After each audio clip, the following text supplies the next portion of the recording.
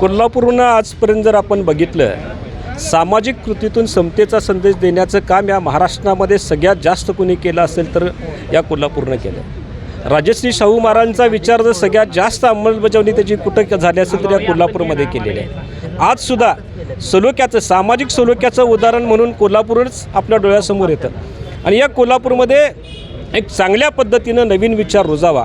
आपल्यातल्याच एक व्यक्ती, आपण त्याच्याकडं माणुसकी या नात्यानं बघावं, मग स्त्री असो अगर पुरुष असो, काही देवाची कृपा असेल, तृतीयपंथी म्हणजे आपल्यातलीच व्यक्ती आहे, एक माणूस आहे, या उद्देशानं आम्ही त्यांना उमेदवारी दिलेली आहे।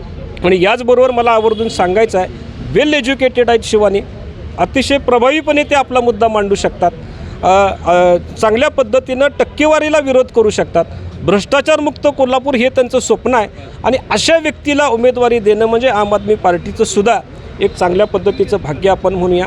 एक चांगला संदेश घेऊन आम्ही या निवडणुकीमध्ये उतरलो आहे। आमचे सगळेच उमेदवार हे घराणेशाहीला विरोध करणार आहेत। आमच्या उषाताई वडर असू देत, प्रभाग नंबर 2 उभारलेल्या, त्या खुदाई काम करतात। आमच्या प्रभाग नंबर 4चे उमेदवार असू देत, इन्शुरन्स एजंट आहे पण इंजिनियर आहे।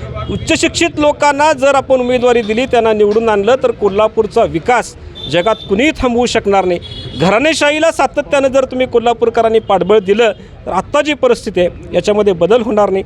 या सगळ्या गोष्टीचा विचार करून सर्वसामान्य कार्यकर्त्याला न्याय देण्याच्या दृष्टिकोनातनं कार्यकर्ता पॅटर्न राबवायचा निर्णय राजश्री शाहू आघाडीच्या माध्यमातून आम आदमी पार्टी, वंचित बहुजन आणि शरदचंद्र पवार पक्ष, राष्ट्रवादी काँग्रेस या तिघांनी मिळून निर्णय घेतला आहे आणि कोल्हापूरकर याचं स्वागत करतील आणि प्रभाग नंबर 20मधनं शिवानी गजबर यांना निवडून देतील असा विश्वास मला 100% वाटतो।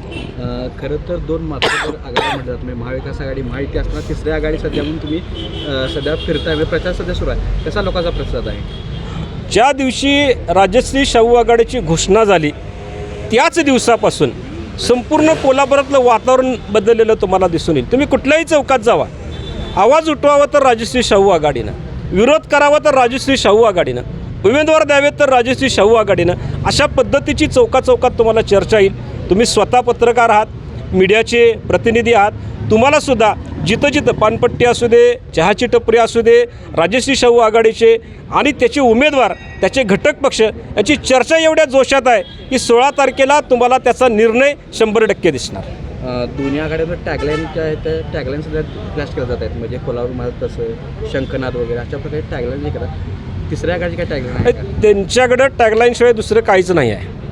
म्हणजे याच्या आधी जर बघितलं, टॅगलाईनवर इलेक्शन जिंकता येतात हे खऱ्या अर्थानं जे काही ब्रीद पडले ते या निवडणुकीमध्ये या निवडणुकीमध्ये मोडून पडणार आहे। आमची पहिली आणि शेवटची एकच टॅगलाईन आहे आणि ती म्हणजे कार्यकर्ता पॅटर्न, कार्यकर्त्याला न्याय देणं हीच आमची टॅगलाईन आहे म्हटलं तरी काय हरकत नाही। खरं तर तुम्ही आता आम आदमी पक्ष असेल किंवा राष्ट्रवादी शरदवंशी रस्त्यावरची लढाई लढणारी कार्यकर्ता असणारी जी आहे त्या बघता तर ती कोल्हापूर कसं तुम्ही म्हटलं तसं की टॅगलाईन त्यासमोर काय वाटतं नेमकं तुम्हाला? तुम्हाला म्हटलं ना, टॅगलाईन हा लॉलीपॉपचा भाग आहे। कोल्हापूर कसं तुम्ही म्हणताय तसं अशी जी टॅगलाईन काँग्रेसनं काढलेली आहे, महाविकास आघाडीने काढलेलं आहे, ह्या 5 वर्षापूर्वीच्या आधी कुणाचं प्रशासन होतं, कुणाची सत्ता होती, कुणाचं सरकार होतं, मग त्यावेळी तुम्हाला अजेंडा दिसला नाही का?